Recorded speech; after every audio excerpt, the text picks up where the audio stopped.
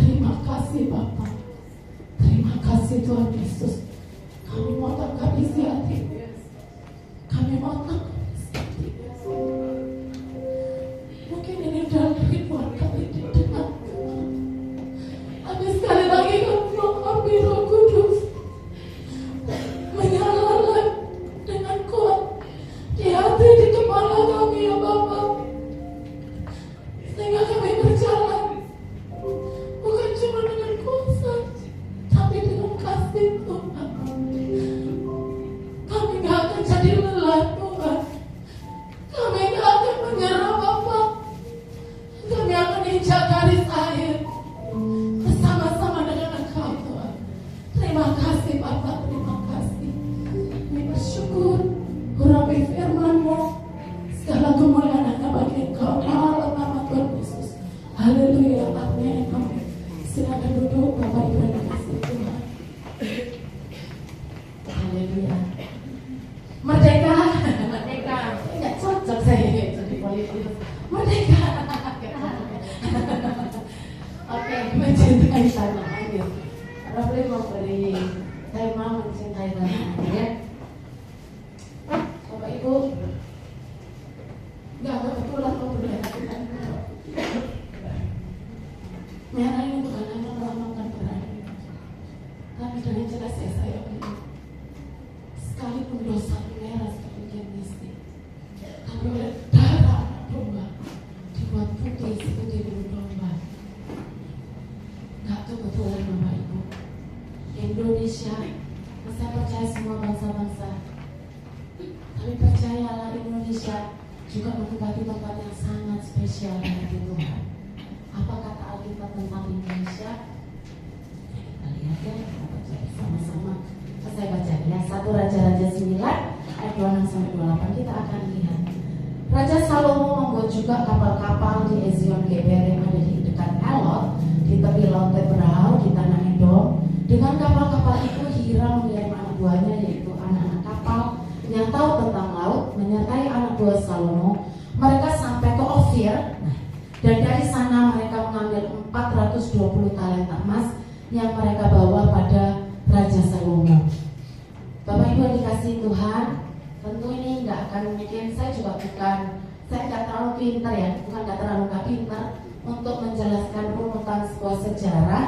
Tapi kalau Bapak Ibu cukup curious, cukup ingin tahu tentang tentang tafsiran, ini bukan tafsiran, sebenarnya ini catatan sejarah gitu ya, catatan sejarah oleh para sejarawan, baik itu orang-orang Israel sendiri ataupun ada juga yang bukan orang Israel gitu ya, ada orang Yunani dan sebagainya.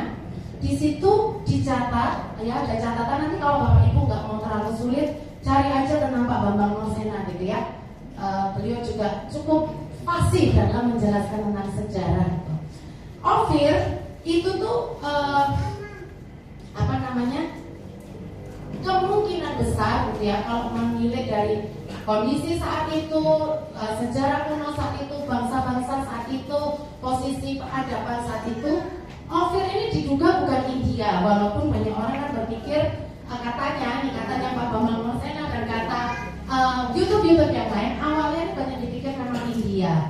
Tapi ternyata setelah dicari di catatan-catatan sejarawan yang lain, Ofir ini adalah sebenarnya benua atau koloni dari benua India, which is itu adalah Indonesia, gitu ya.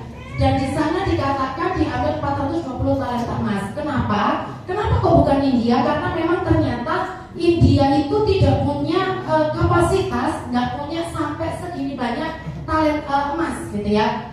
420 talenta emas, satu talenta itu 30 kilo, 30,2 kilo. Jadi perkiraan ya kira-kira dikalikan sendiri saja ya, 420 kali 30,2 kilo itu berapa banyak? Itu sangat banyak. Saya bisa merupiahkan, rupiahnya kira-kira sekitar 26 miliar gitu ya. Dan itu dibawa ya, dari Ofir atau dari Indonesia, diduga itu dari Sumatera gitu. Dan saat itu kalau ya kita nggak ngerti ya, ada bilang Sumatera sama Jawa itu dulu bersatu, tapi apapun itu, tapi banyak catatan mengungkapkan bahwa Ofir ini adalah ada di yang dinamakan Nusantara. Nusantara itu ya Indonesia. Ada yang dibilang Sattadvipa itu Indonesia gitu ya, yang mereka bawa kepada Raja Salomo. Next, apalagi katanya 1 Raja-Raja 10 ayat 11, lagi pula kapal-kapal Hiram yang mengangkut emas dari Ofir, membawa dari Ofir sangat banyak kayu cendana dan batu permata yang mahal-mahal. Jadi bukan hanya membawa emas gitu ya dari Ofir, tapi dikatakan Ofir ini disebutkan beberapa kali dan dikatakan membawa banyak sekali kayu cendana. Nah, kayu cendana ini juga memang tidak hanya ada di Indonesia, beberapa negara juga ada, yaitu di India. Cuman Ofirnya ini yang akhirnya mengerucutkan Ofir ini sangat-sangat kemungkinan besar itu adalah Indonesia. Tapi terlepas apapun itu ya, dan saya senang, saya mengaminkan kalau benar ini Indonesia luar biasa. Pertanyaannya kan emas sama kayu cendana ini diapakan gitu kan ya pertanyaannya. Nah, next kita lihat ya. Emas sama kayu cendana ini ternyata dibawa untuk apa? Untuk pembangunan bait suci.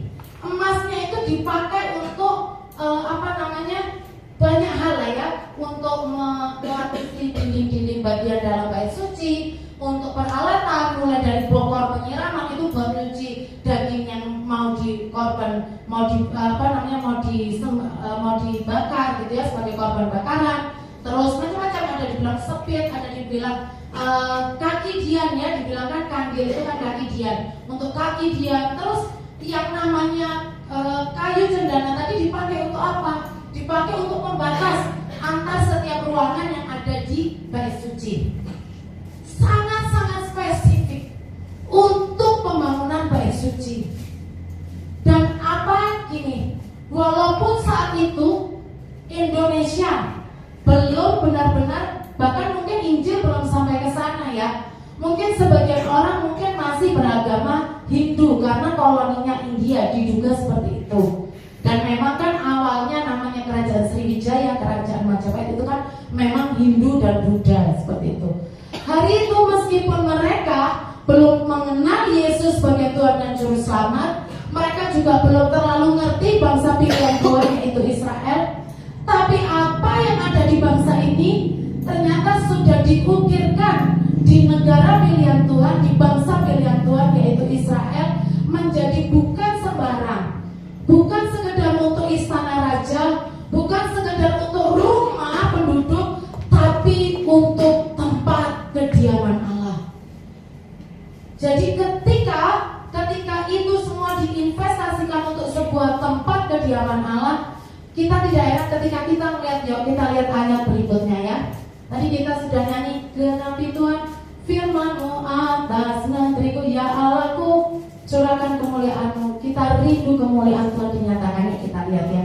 Yesaya 42 ayat 10 sampai 13. Kita baca bersama-sama ya. Nyanyikanlah lagu baru bagi Tuhan, nyanyikanlah pujian baginya dari ujung bumi. Stop. Ujung bumi. Saya lupa mencantumkan peta dunia gitu ya.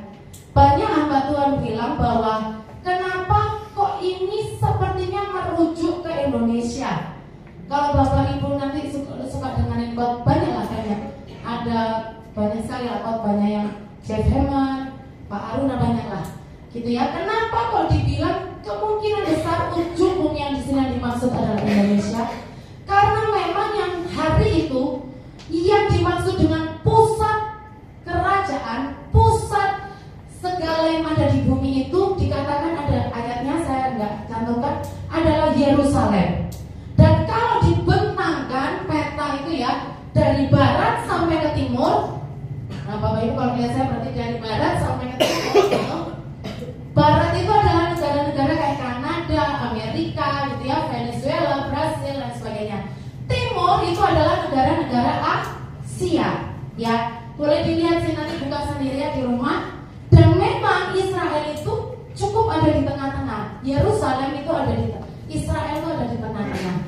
Nah kalau kita bicara tentang ujung bumi, ujung timur ya, ini kalau kita lihat bahasa aslinya merujuknya sebenarnya ke ujung timur gitu ya, ujung bumi, pulau-pulau arti katanya. Nah, dikatakan kalau kita ngomong tentang ujung bumi, paling timur itu negara apa Bapak Ibu? Paling timur dunia? Ada suka geografi? Atau sudah lupa bablas anginnya? Ya nggak apa-apa. Paling timur itu Papua Nugini ya. Tapi kita lihat ya. Yuk baca bersama-sama, hai kamu. 1, 2, 3. Hai kamu yang turun ke laut dan segala isinya. Hai kamu pulau-pulau dan pantai-pantai serta penduduknya, nyanyikanlah pujian baginya. Apakah Papua Nugini itu pulau-pulau? Bukan. Papua Nugini bukan pulau-pulau. Memang ada pulau-pulau, tapi dia bukan pulau-pulau seperti Indonesia yang selalu kalau kita dari SD dibilang 17.000 lah, 17.667 lah, 26.000, pokoknya berubah-ubah. Intinya di atas 15.000 aja gitu ya. Dan tidak ada di muka bumi ini negara dengan pulau-pulau terbanyak selain di Indonesia. Jadi semakin menguatkan bahwa ujung sebelah timur pulau-pulau itu adalah Indonesia. Bergairah kurang ya sudah apa? Yuk kita baca lagi. 1, 2, 3. Biarlah padang gurun dan kotanya mengangkat suaranya di desa-desa tempat Edar tinggal. Amin. Bapak Ibu yang dikasih Tuhan, siapa bilang bangsa ini tidak punya padang gurun? Minimal kalau Bapak Ibu nanti cari di Google atau apa, minimal ada 4 padang gurun yang benar-benar padang gurun di bangsa ini. Dan kalau ngomong kota ya sudah lah ya. Siapa yang mungkin pernah pergi ke luar negeri nggak usah angkat tangan. Singapura sama Jakarta lebih ramai mana? Jakarta. Medan atau Surabaya sama New Zealand lebih ramai mana? Medan ya Pak Gina ya yang tugas di luar negeri ya. Dubai dan sebagainya.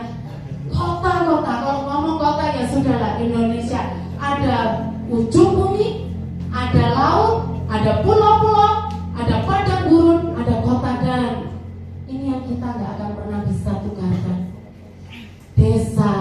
Desa tempat Edar. Mana lagi Bapak Ibu kalau itu bukan Indonesia? Kita masih bisa bilang ujung bumi, bisa Nugini, Papua Nugini dan sebagainya. Ya dia ada juga pulau-pulau, mungkin dia juga ada padang gurun. Tapi desa-desa tempat orang Islam, inilah negara dengan penduduk Islam terbesar di dunia. Dan yuk kita baca lagi. Biarlah penduduk di Sela bersorak-sorai dengan gembira. Biarlah mereka bersorak-sorai dengan sukacita dari puncak-puncak gunung. Negara dengan jumlah gunung vulkanik terbanyak di dunia itu mana? Indonesia. Saudara bergairah mendengar ini, bahwa bangsa kita ada dicatat 2000 lebih tahun yang lalu di Alkitab. Kita lihat berikutnya. Yuk kita baca 1, 2, 3. Biarlah mereka memuliakan Tuhan dan mendeklarasikan pujian baginya di pulau-pulau dan pantai-pantai. Tuhan akan maju seperti seorang prajurit. Dia akan membangkitkan semangatnya seperti seorang pejuang. Dia akan bersorak, iya. Dia akan mengangkat teriakan perang. Dia akan menang dengan kuat atas musuhnya. Amin.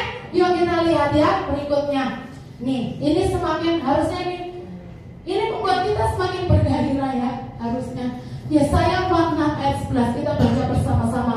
Ia memanggil burung buas dari timur dan orang yang melaksanakan putusanku dari negeri yang jauh. Aku telah mengatakannya, maka aku hendak melangsungkannya. Aku telah merencanakannya, maka aku hendak melaksanakannya. Mana lagi? Ujung bumi, pulau-pulau sebelah timur, tempat orang Kedar, dan ada burung buasnya. Kalau yang tinggal di Papua tahu ya burung buas apa ya? Cendrawasih, kasuari ya, burung-burung gede kasuari ya, yang akan mengejar ya. Siapa yang mungkin ingin diganggu sama diseruduk sama burung kasuari? Dan orang yang melaksanakan putusan Tuhan dari negeri yang jauh. Siapakah orang yang akan melaksanakan keputusan dari negeri yang jauh? Jawab di hati masing-masing, Bapak Ibu. Yang pasti panggilan Tuhan atas kita semua, Tuhan rindu kita orang-orang yang melaksanakan putusan Tuhan dari negeri yang jauh, dari negeri yang jauh dari Israel, negeri yang jauh dari Yerusalem. Kitalah pelaksana firman-Nya. Amin. Amin. Amin. Kita lihat ya. Jadi kalau ditanya mengasihi tanah air itu seperti apa? Saya sangat percaya yang namanya mengasihi tanah air ini bukan kayak kita seperti atlet ya. Konteks ini bukan kita seperti atlet dan kita kayak membela nama bangsa. Pokoknya Indonesia harus lebih hebat, kita dengan lebih keren daripada Malaysia gitu ya. Malaysia maaf ini mau dipotong kan suka ngeklaim gitu ya. Dawet dibilang punya batik dibilang punyanya, bukan. Ini bukan soal mana yang lebih menang. Ini bukan soal sukuisme, bukan soal negara harus terdengar lebih hebat, bukan supaya Indonesia tidak dijajah, bukan. Tapi mengasihi tanah air adalah punya gelora, punya gairah. Mari katakan bersama saya, punya gelora. Punya gelora. 1, 2, 3 punya gelora. Punya gelora. 1, 2, 3 punya gelora. Punya gelora. Menjadi apa? Alat Tuhan. Untuk Tuhan menggenapi apa? Firman-Nya atas Indonesia. Amin. Amin. Kita mesti punya gairah, mesti punya semangat. Kalau dikatakan tadi Tuhan berperang dari jauh, tidak ada namanya tentara itu lembek-lembek. Tidak ada tentara itu yang loyo. Tidak ada tentara yang cuma mikirin dirinya sendiri. Tentara semuanya itu bergairah. Amin. Amin. Kita harus punya gelora, itulah cinta tanah air. Gelora untuk melihat penggenapan Tuhan, penggenapan firman Tuhan atas bangsa ini. Menjadi orang-orang yang melaksanakan putusan Tuhan dari negeri yang jauh. Amin. Saudara percaya?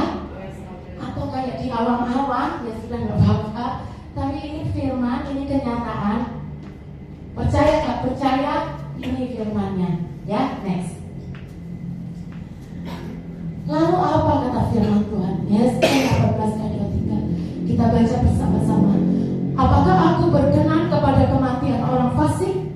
Demikianlah firman Tuhan Allah. Bukankah kepada pertobatannya supaya apa? Dia hidup. Bapak Ibu yang dikasihi Tuhan, sekali lagi, mengasihi tanah air bukan lagi bicara tentang supaya Indonesia terdengar mentereng di negeri orang, tidak. Tapi gimana kita punya gelora, punya hati, punya passion, melihat penggenapan Tuhan atas yang dinamakan tempat yang dari ujung yang jauh, ujung timur, tempat yang didiami orang-orang Kedar, menaikkan puji-pujian bagi Tuhan, dibawa masuk ke rumah ibadah Tuhan untuk kegemilangan rumah ibadah Tuhan. Amin. Mari kita lihat ya berikutnya. Jadi kita tuh mesti seperti apa ya? Kita kembali ke yang tadi dikatakan adalah nyanyikanlah nyanyian baru, pujilah, nyanyikanlah pujian bagi nama Tuhan. Bapak Ibu yang dikasihi Tuhan, sebenarnya tidak terlalu sangat repot Bapak Ibu. Mari kita menjadi pribadi-pribadi yang menjadi pelaksana firman-Nya dari negeri yang jauh. Gimana caranya? Mari ikuti apa yang ada di Yesaya 42 ayat 10 sampai 13. Toh kita ini tidak enak. Kita ini ada di ujung timur. Kita ini ada di pulau-pulau. Kita ini ada di tempat yang ada burung buasnya. Kita ini ada di tengah-tengah orang Kedar, ya. Di perumahan kita mungkin sebagian besar itu orang Kedar, orang Muslim. Bagian kita adalah mengikuti apa yang ada di firman-Nya, menjadi pelaksana dari negeri yang jauh. Dikatakan yang pertama adalah nyanyikanlah nyanyian baru bagi Tuhan. Artinya setiap hari, gimana caranya supaya kita bisa menyanyikan nyanyian yang baru bagi Tuhan? Maka mudah sekali, kita harus mengalami Tuhan setiap hari. Ketika kita alami Tuhan setiap hari, hari ini kita akan bisa bilang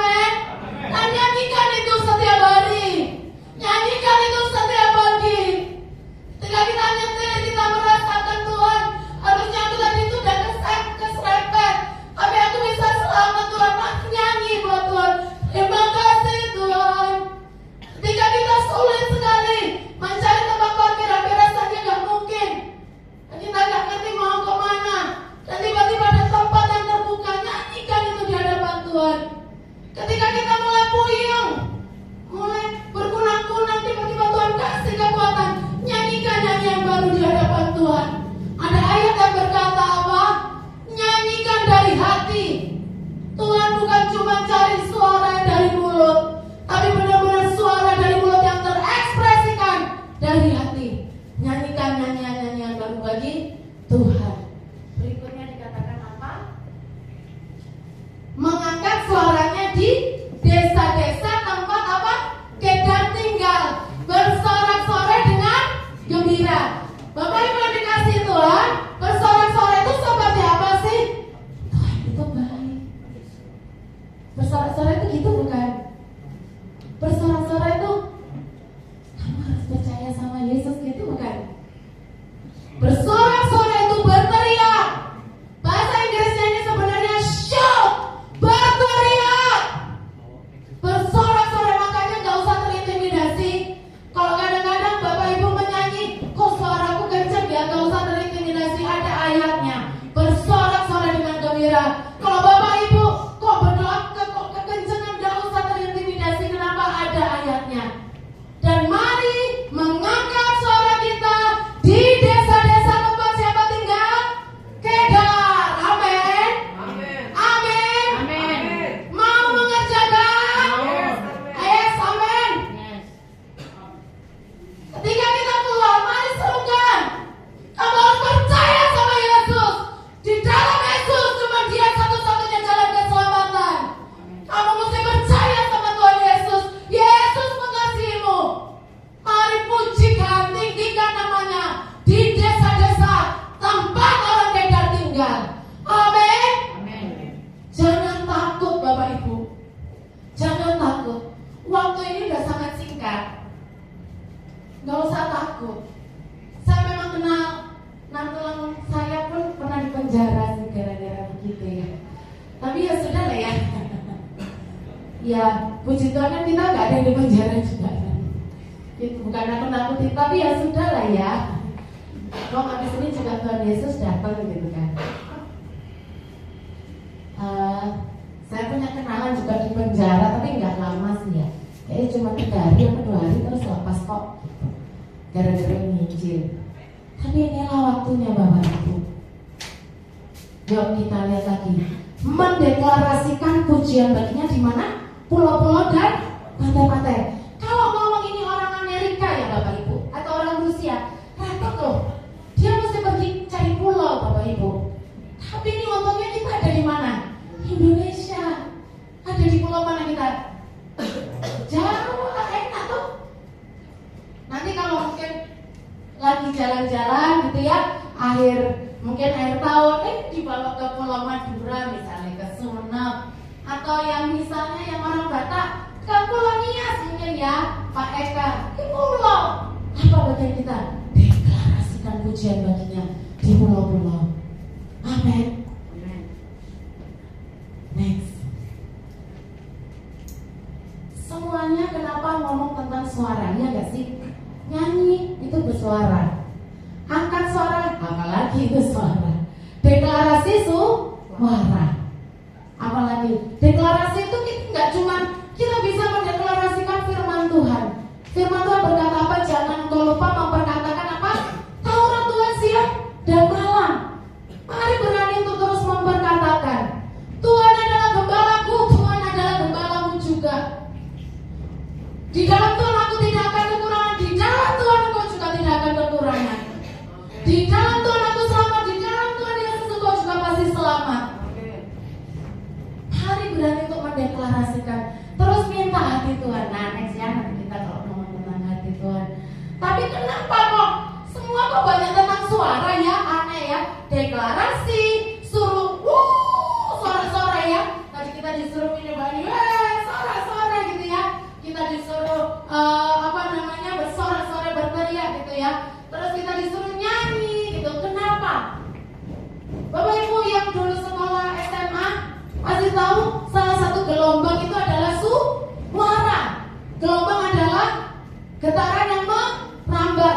Ini bahasa apa nih ya? Getaran yang merambat ya, benar ya Bang Enjo ya. Gelombang adalah getaran yang merambat. Bapak Ibu yang dikasihi Tuhan, pernah berasa gini nggak sih? Misal di satu ruangan ya, satu muap, gitu. Yang lain nggak lama akan ikut apa? Muap.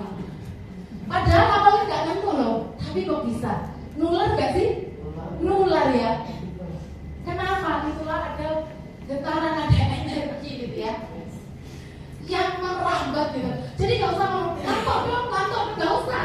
Nanti ngantuk sendiri, wah gitu. Pernah nggak rasa gini? Lagi misalkan ini ya, ini contoh ya, melewati tempat yang gelap. Kayak yang kemarin kita alami pulang dari Geras, pulang dari pasca itu, kita nyasar gitu ya, satu mobil dari yang kita 1000 watt pokoknya penuh dengan tawa, senda gurau gitu ya. Begitu melewati hutan bambu yang nggak jelas ini mau kemana gitu ya, kanan kiri gelap gitu ya, mau mundur ke belakang juga udah takut, mulai semua diam. Nggak perlu kan kita ngomong aku takut, perlu nggak? Nggak usah gitu. Satu takut itu langsung mulai ke yang lain takut. Itulah yang namanya dikatakan yaitu getaran. Apa yang kita rasakan itu bisa nyampe ke yang lain. Dan apalagi suara pujian kepada Tuhan. Bapak Ibu pernah baca bagaimana sebuah suara pujian yang dilakukan selama sebanyak 13 kali putaran tembok bisa menghancurkan sebuah tembok yang begitu tebal, tembok Yeriko. Amin. Bapak Ibu pernah baca nyanyian 2 orang, Paulus dan Barnabas, mampu melepaskan belenggu rantai yang mengikat mereka. Amin. Ketika kita menyanyikan sesuatu di hadapan Tuhan dengan yang dari hati, satu kali ketika kita sedang deklarasi gitu ya, sedang keliling dan deklarasi, ada seperti impresi di hati Tuhan, kira-kira Tuhan ngomong gini, nah, perkatakan aku akan kerjakan ini jutaan kali lipat, kembangkan ini jutaan kali lipat di orang-orang yang sedang diam di rumah.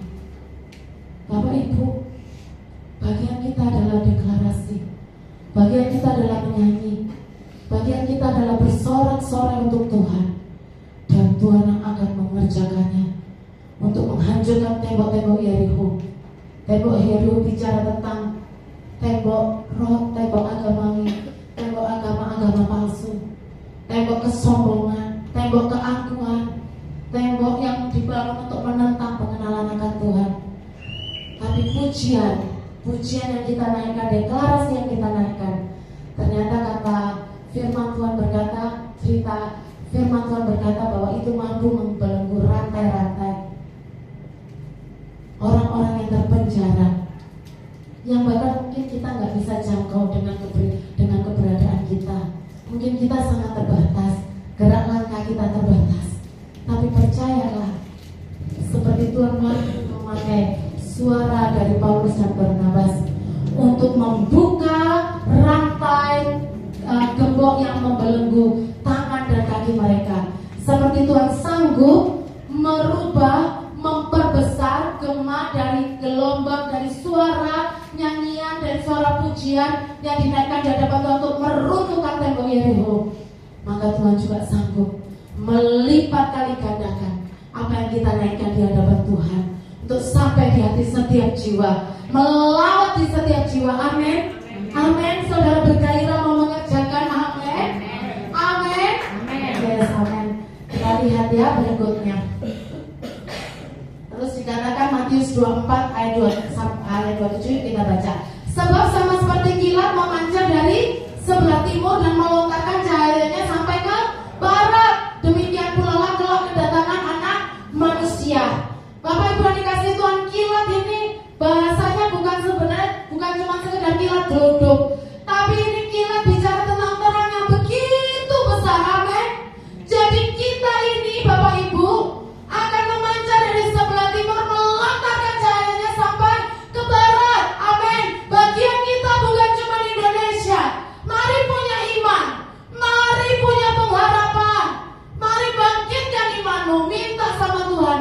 Bagian kita sebagai anak-anak Tuhan, pelaksana firman Tuhan dari ujung bumi, dari tempat yang jauh adalah bukan hanya bangsa ini, tapi juga bangsa-bangsa. Amin. Amin. Gimana caranya urusan Tuhan? Nanti Tuhan yang akan buka pintu-pintunya. Amin. Yang penting hati kita mau dulu. Maka bersyukur hari ini kalau kayak beberapa orang di tempat ini sebagai Pak Baginda sudah sampai ke Dubai, mungkin sudah sampai ke Arab. Di sana saatnya untuk mendengar sanalah saatnya untuk mendengungkan nama Raja di atas segala raja. Dan percayalah, sesuatu akan berubah, sesuatu akan dipulihkan. Amin. Amin. Amin. Yes, amin. Yesaya 60 ayat 1 kita baca ya. Bangkitlah menjadi teranglah, sebab terangmu datang dan kemuliaan Tuhan terbit atasmu. Kemarin kita bahas di konsep, kita katanya nggak boleh untuk, kalau kita memberi, hendaknya pemberianmu jangan diketahui oleh orang lain, supaya hanya Bapakmu di surga yang tahu, sehingga nanti upahmu itu dari Bapa di surga. Tapi sementara di ayat lain bilang, demikianlah hendaknya terangmu bercahaya di depan banyak orang, sehingga orang memuliakan Bapakmu yang di surga. Bapak Ibu yang dikasih Tuhan, ketika lampu ini jadi terang di gereja ini, dia nggak perlu bilang sayalah terang, nggak perlu. Dengan kita lihat gini aja kita sudah tahu kok kalau dia itu terang. Amin. Bagian kita adalah seperti lampu. Bagian kita adalah meng-on-kan tombol kita supaya kita nyala. Amin. Amin. Amin. Kita harus jadi terang. Kita harus jadi terang. Kenapa? Karena terang Tuhan sudah datang atas kita. Destiny kita, natural kita adalah terang. Seperti kita bukan lahir sebagai orang yang sukanya makan jagung mentah, bukan orang yang suka makan sapi mentah, enggak. Kita manusia sukanya memang dirancang makan sapi rendang. Kita sukanya makan kacang hijau, sukanya makan bakwan jagung, enggak ada yang makan mentah gitu ya, kecuali apel, anggur dan sebagainya. Sama Bapak Ibu, natural kita adalah menjadi terang. Suka atau tidak suka, kita adalah terang. Amin. Amin. Yuk bangkit jadi terang, sebab terang kita datang.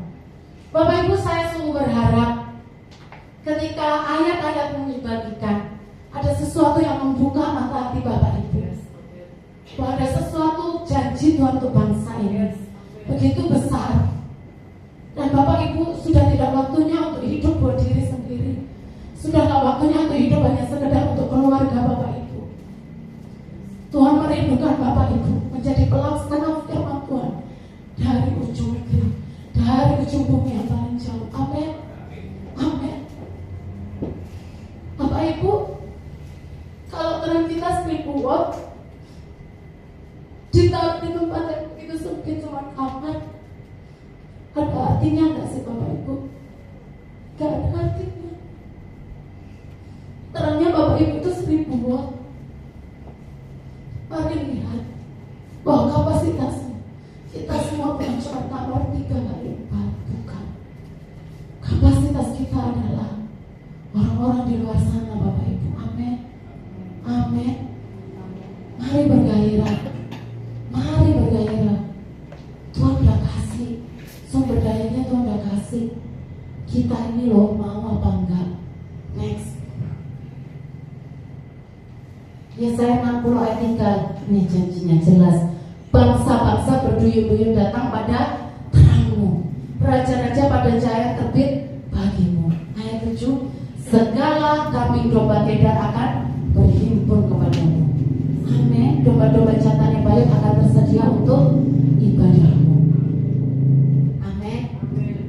Hari ini kalau mungkin kita pernah membawa orang-orang kedar untuk beribadah, tapi mungkin orang tersebut lepas, orang tersebut nggak tahan.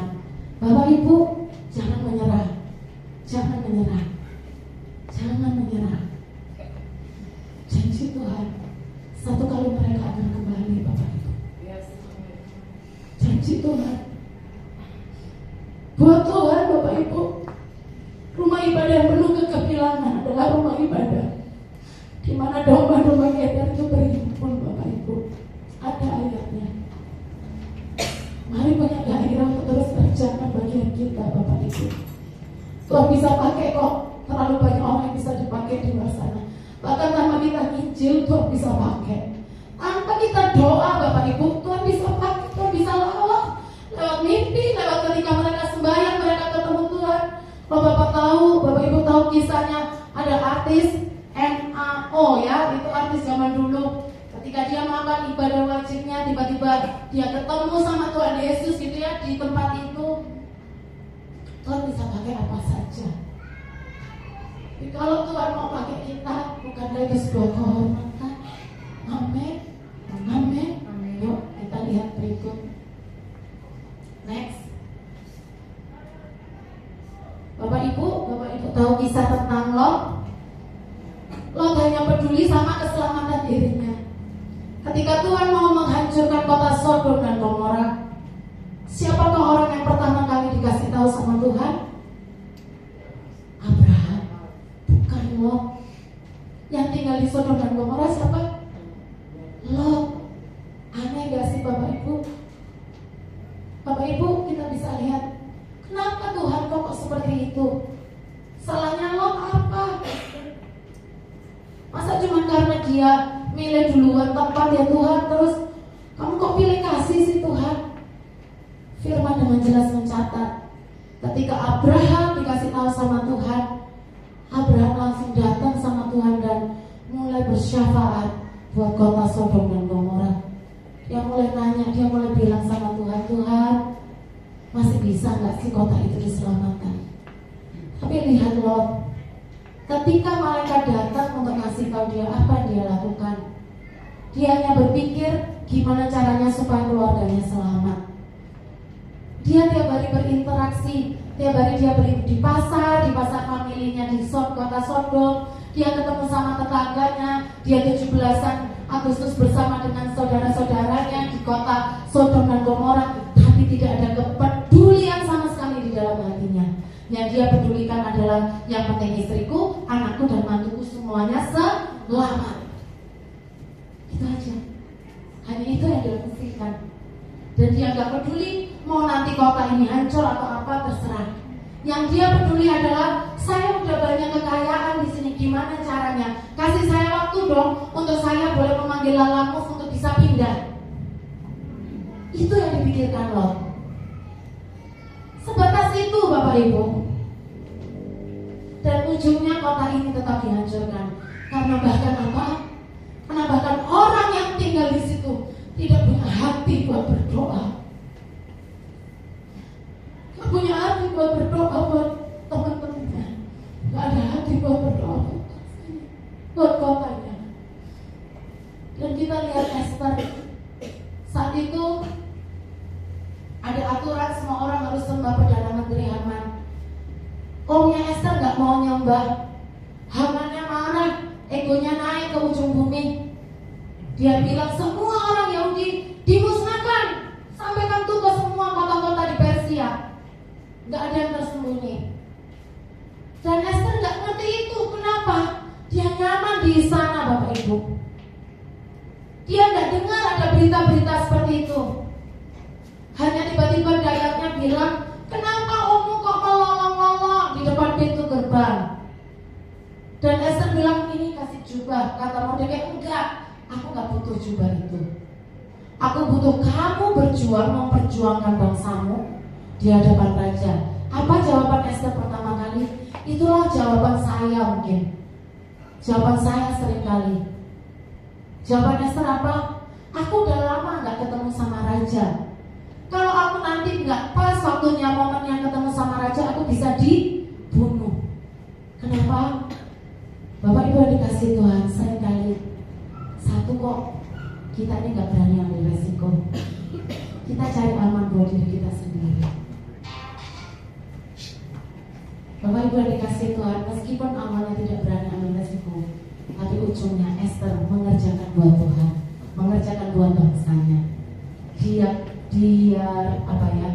Dia beranilah, dia ambil apa bilangnya, dia korbankan, gitu ya. Dia ambil ya sudahlah, dia gambling, semacam gambling, gitu ya, bukan berjudi ya, tapi oke, di antara hidup dan mati saya akan kerjakan. Dan Tuhan menyertai, Tuhan memberkati. Amin. Bapak Ibu dikasih Tuhan, next. Apa kata Musa? Musa, seorang yang sangat tidak disukai. Dia ini kan love and haters gitu ya, di tengah bangsa Israel ya. Jadi dicintai sekaligus dibenci, tidak disukai gitu ya. Bikin repot gak orang Israel, tapi dicintai juga sih? Karena lihat mujizat gitu ya. Seringkali lihat mujizat Tuhan dalam kepemimpinan besar. Jadi dia love and haters gitu ya, jalan beriringan. Tapi tetap apa kata Musa?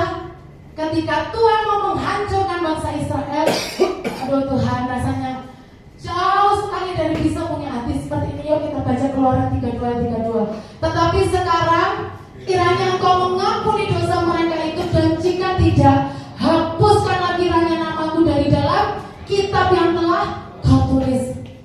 Hanya orang yang penuh dengan cinta buat jiwa-jiwa, buat bangsa yang akan bisa berkata seperti ini. Buat Musa terlalu mudah kok. Kalau dia saat itu bilang iya Tuhan, hancurkan saja, dia bisa tinggal bentuk ulang dari awal. Dia gak perlu hadapi orang-orang yang comel, orang-orang yang banyak komplain, gak perlu. Tapi bukan Musa gak berdoa, Tuhan bungkamkan orang-orang itu supaya gak comel, Tuhan lembutkan hatinya orang-orang itu supaya gak comel. Enggak. Tuh Musa cuma bilang, Tuhan ampuni Tuhan, jangan hancurkan, jangan binasakan. Aku aja wis Tuhan, hapuskan aja namaku dari kitab yang sudah Tuhan tulis, dari perjanjian yang sudah Tuhan tetapkan. Next, apa kata Paulus? Roma 9 ayat 3, 1, 2, 3. Bahkan aku mau terkutuk dan terpisah dari Kristus demi saudara-saudaraku kaum sebangsaku secara jasmani. Bapak Ibu yang dikasihi Tuhan, saya nggak tahu, tapi saya pribadi saya nggak ada hati seperti ini. Jauh banget. Tapi kenapa ini ditampilkan adalah ketika kita direndam setiap hari sama kasih, kita akan bisa mengasihi orang lain, mengasihi bangsa, mengasihi kota, mengasihi gang demi gang, mengasihi perumahan demi perumahan, mengasihi rumah pelacuran demi pelacuran. Amin. Next. Jadi gimana caranya biar kita perlahan sampai ke sana? Minimal kita lakukan apa yang dikatakan di Yesaya 42 tadi. Minimal kita lakukan di Yesaya 60. Kita balik cerita ada untuk orang-orang Kedar, kita lihat. Next. Bapak Ibu, mari peduli dengan Indonesia dan jiwa-jiwa. Banyak hal yang kita ini, kalau kita nggak terjun ke sana gitu ya, kalau kita hanya ada di tembok istana, maaf ya, kalau kita hanya ada di tembok gereja secara fisik, seringkali kita nggak ngerti apa yang terjadi di luar sana. Kita nggak ngerti bahwa Bapak Ibu tahu tentang Indonesia seberapa. Bapak Ibu tahu efeknya kalau utang itu nggak segera dibayar. Bapak Ibu tahu nggak bahwa LGBT itu sudah seberapa banyak? Mari saya juga melatih diri saya. Buat saya sejujurnya lebih enak kok buat tidur-tiduran di rumah. Kalau itu destiny saya, panggilan Tuhan buat saya, dengan senang hati saya akan mengerjakannya. Tidur-tiduran di rumah gak masalah, yang penting Tuhan. Tapi mari, kalau memang bukan itu destiny kita, yuk kita peduli sama apa yang terjadi di bangsa ini. Kita mungkin gak bisa ngerti sampai ke Irian, kita belum bisa ngerti. Nanti kalau ada waktunya Tuhan bisa kok bawa kita. Nanti Pak Rafli kalau ke Sulawesi, kita dibawa ya Pak ya. Kalau Pak Rafli misi ke pulau-pulau, Pak Rafli mau bawa kita nih. Nah, tapi kalaupun waktu itu belum ada, ayo orang-orang yang ada di sekitar kita, tetangga-tetangga kita, orang-orang Kedar yang ada di sekitar kita, tanya sama Tuhan, mana tempat yang harus mulai saya injak ini? Mana tempat yang harus mulai saya taklukkan Tuhan? Bukan karena kita, Bapak Ibu. Firman berkata, aku mau kekuatan tidak seberapa. Aku sama tahu kekuatan tidak seberapa. Tapi aku menyertai Engkau nanti. Ada aku bersama-sama Engkau. Mari belajar peduli Bapak Ibu. Bapak Ibu kalau lihat ya, mungkin Bapak Ibu kalau punya ART gitu ya di rumah, banyak sekali anak-anak itu udah gede gitu ya, udah kelas 4 dan kelas 5, baca aja gak lancar. Mereka punya daya juang sangat rendah. Mereka begitu cepat lelah, pikiran mereka cuma main. Kalau Bapak Ibu ngobrol sama pengemis di jalan, yang mereka tahu cuma minta. Ketika Bapak Ibu mau menawarkan sebuah kehidupan yang lebih baik untuk tidak minta, tapi diberi sebuah pekerjaan yang layak, mereka akan memilih untuk mundur. Adakah kita peduli dengan hal-hal yang seperti itu, Bapak Ibu? Ada banyak orang-orang yang membutuhkan uluran tangan Tuhan. Bapak Ibu, kita dengar ya bahwa anaknya Mama Fani dari yang biru, dan saat ini sudah mulai belajar minum ASI dari mamanya. Tapi Bapak Ibu, ada banyak orang yang mengalami yang sama. Bayinya juga biru, tapi mereka tidak punya Tuhan, karena mereka tidak kenal Tuhan Yesus. Ada banyak jiwa-jiwa di luar sana, Bapak Ibu, yang butuh uluran tangan Tuhan. Maukah kita menjadi orang yang peduli, dipakai Tuhan menjadi pelaksana firman-Nya? Amin. Bapak Ibu bergairah, angkat hati Tuhan. Dan selanjutnya dikatakan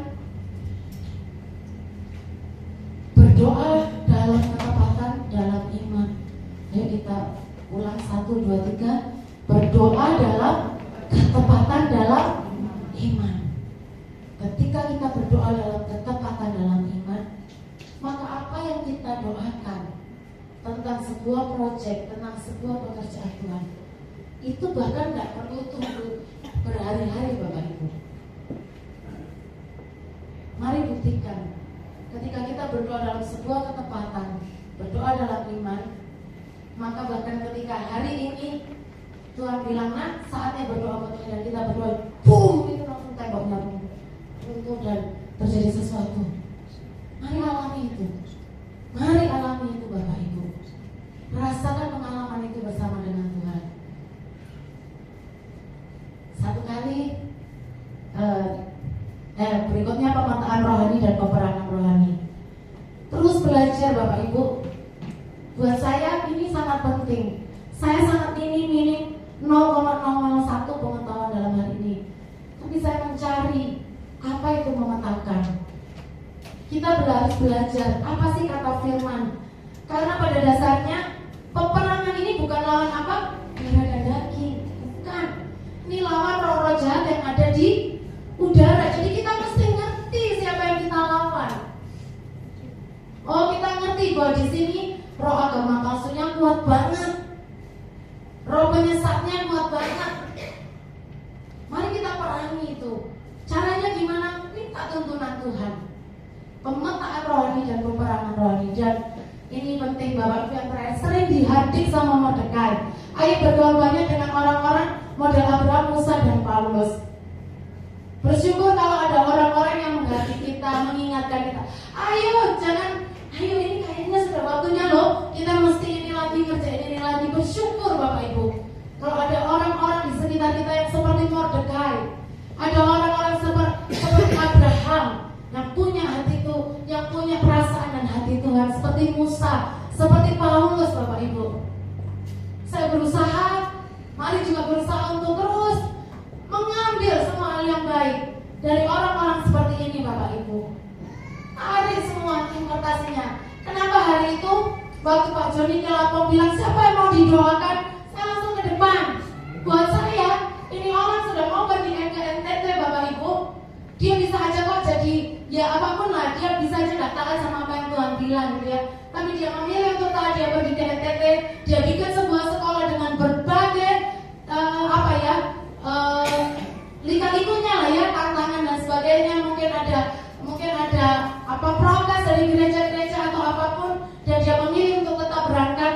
Yang saya mau hari itu adalah saya mau untuk serap, saya mau impartasinya.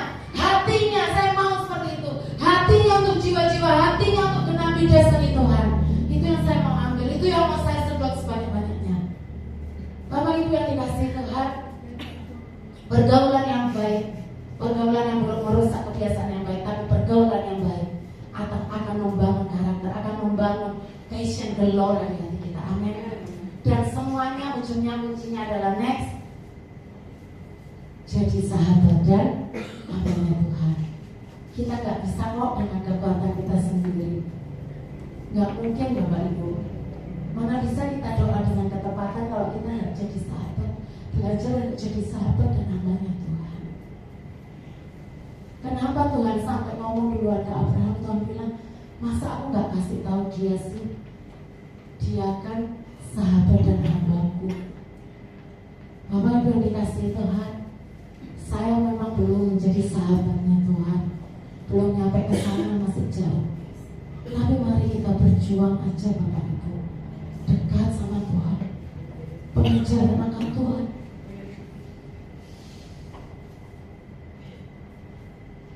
Harus jadi prioritas yang utama dalam hidup kita. Ketika kita dapatkan hatinya, dekat dengan Tuhan, peduli itu tidak perlu diusahakan. Tuhan akan beri kepedulian itu di hati kita. Belas kasihan tidak perlu diusahakan. Tuhan akan kasih-kasihnya dalam hati kita. Berdoa dalam iman, itu hal yang akan mengalir aja setiap hari dalam hidup kita.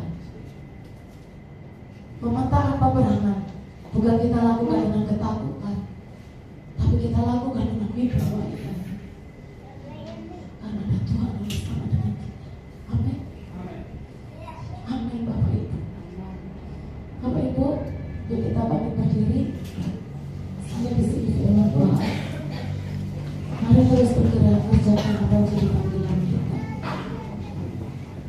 Bapak Ibu mungkin bertanya dalam hati masing-masing, saya kan cuma ibu rumah tangga.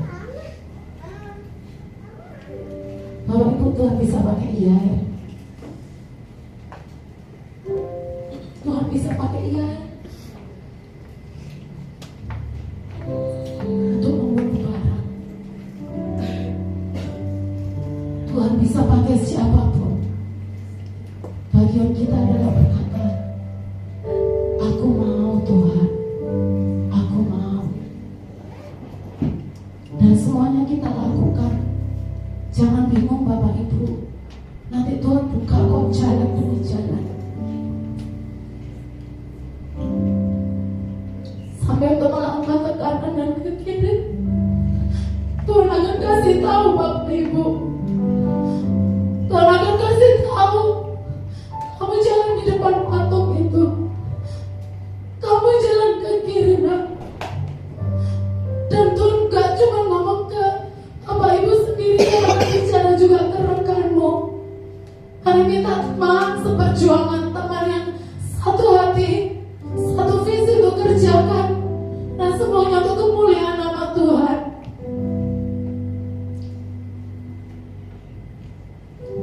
Mari kita nyanyikan sampai miliaran jiwa diselamatkan. Ini penyembahan kami Tuhan, ini pengabdian kami, ini cinta kami kepadamu ya Bapa.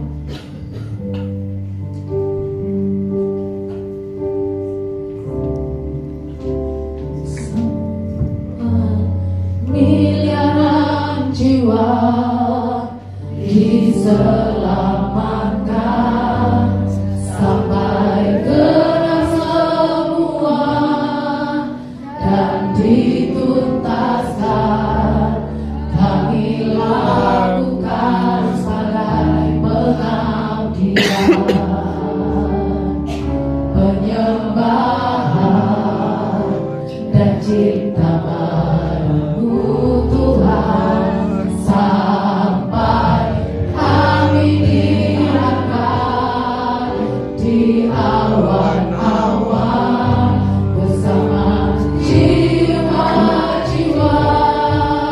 yang kami topang dengan doa-doa yang seirama hati dan kerinduanmu Bapa.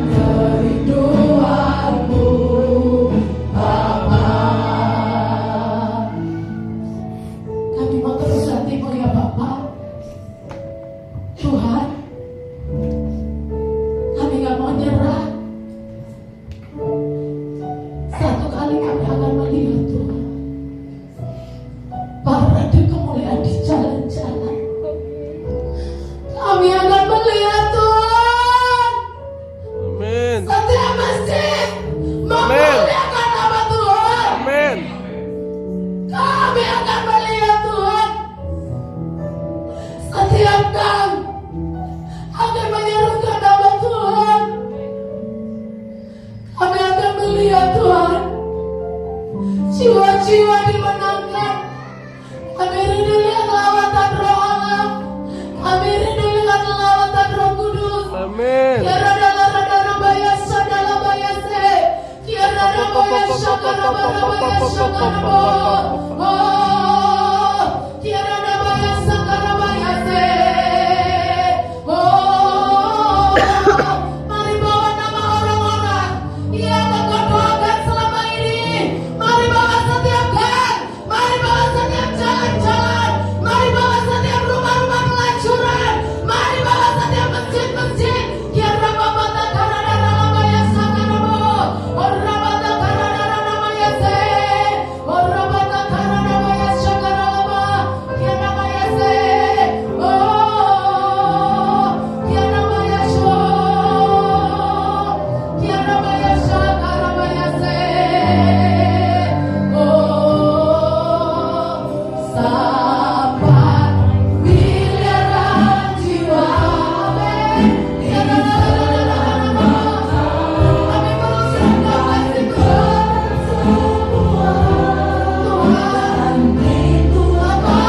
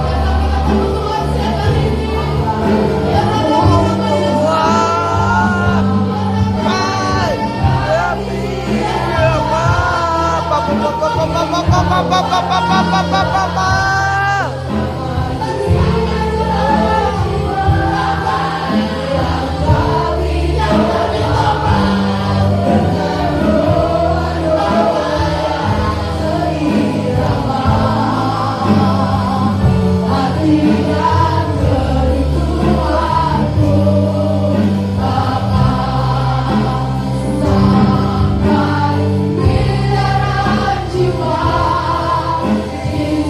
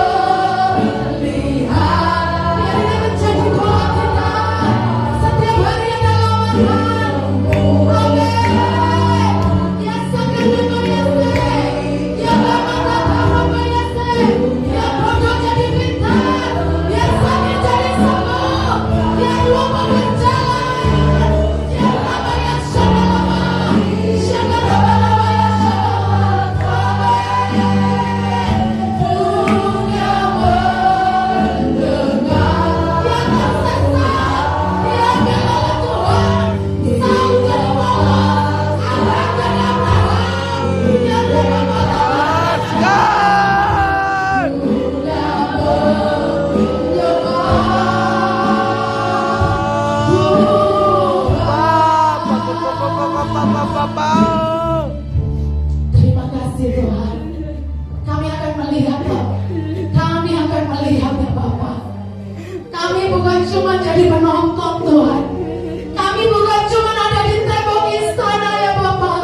Kami bukan ada di tembok fisik, di dalam tembok fisik gereja. Tapi kami menjadi orang-orang ya Bapak. Kami menjadi gereja ya Tuhan, yang menjadi jawaban buat dunia ini ya Bapak. Buat orang-orang di luar sana, buat orang-orang dekat, buat orang-orang Hindu. Karena Bapak Tanah Mayase, dalam nama Tuhan Yesus, Saudara Bapak Tanah Mayase, Kau berkati sekolah ini ya Bapak. Hamba berdoa Tuhan, ini hati Tuhan, ini project Tuhan. Ada tembok-tembok yang semakin diterobos. Kita akan Rabata Kayase, Rabata Kaya Rabayase, dalam nama Tuhan Yesus. Tidak ada kemustahilan yang bertahan di sekolah ini ya Bapak. Di dalam nama Tuhan Yesus, gedung ditambahkan Bapak. Di dalam nama Tuhan Yesus, Syakabata Karabayase, Rabata Karabayase, dalam nama Tuhan Yesus. Semakin banyak jiwa ya Bapak. Semakin banyak jiwa ya Tuhan. Semakin banyak jiwa. Kami meminta terus Tuhan, biar setiap mentor menjadi pelaksana firman-Mu. Terima kasih Bapak. Pakai kami semua menjadi pelaksana firman-Mu. Dalam nama Tuhan Yesus. Amin. Silakan duduk.